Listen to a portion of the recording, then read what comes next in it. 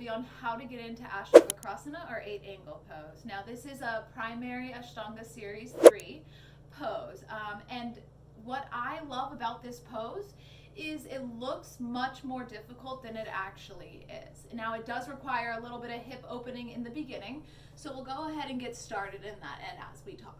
So another great thing about Astavakrasana is, aside from the fact that it is much easier than you think, is that it allows you to do, it starts to become a precursor for several other arm balances.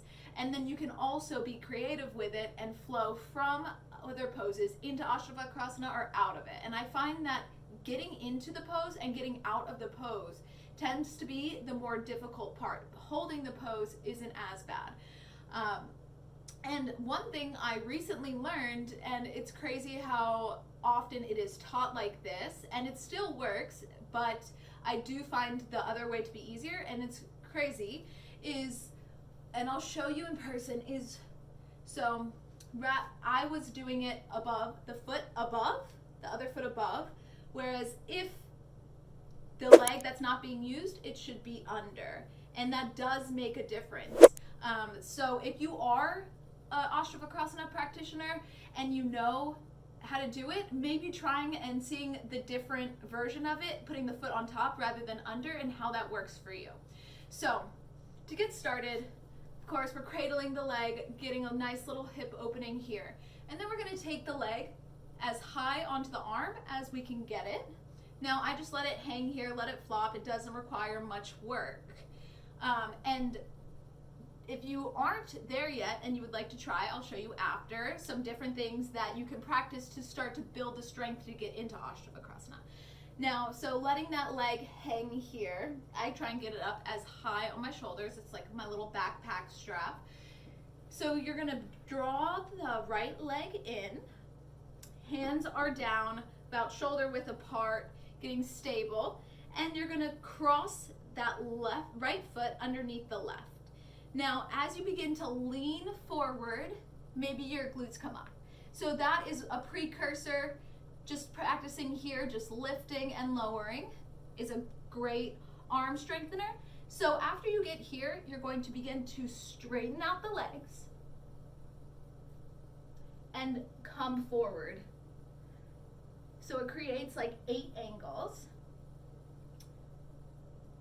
And then to come out, boop. So coming out can be more graceful than that. So we'll take it to the other side just to even it out. I find that this leg is probably my stronger leg in this pose. But once you get into it, you can kind of just hang out there. It almost like locks everything into place once you start to bend the elbows back into that 90-degree angle.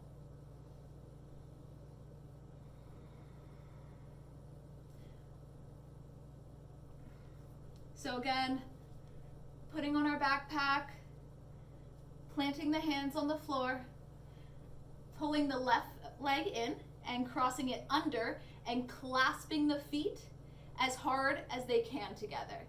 Now starting to come forward, maybe picking up the glutes, dropping them, picking up the glutes, and then you begin to straighten out the legs and lower the chest. So 90-degree bend in those arms, and you can just kind of hang out here. Making sure not to drop that shoulder too much. You want to be strong in both shoulders. So another great thing, aside from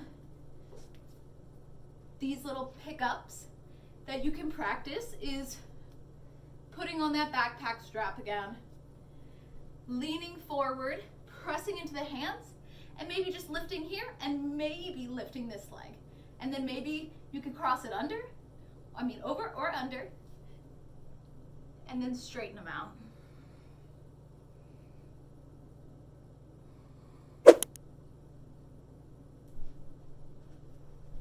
Well, I hope you guys liked today's short little tutorial video.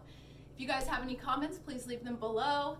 Click the like button, the notification button, the subscribe button, and follow me at barefoot_yogi for more, barefoot_yogi_ for more information and tutorials. Have a great day, guys. Namaste.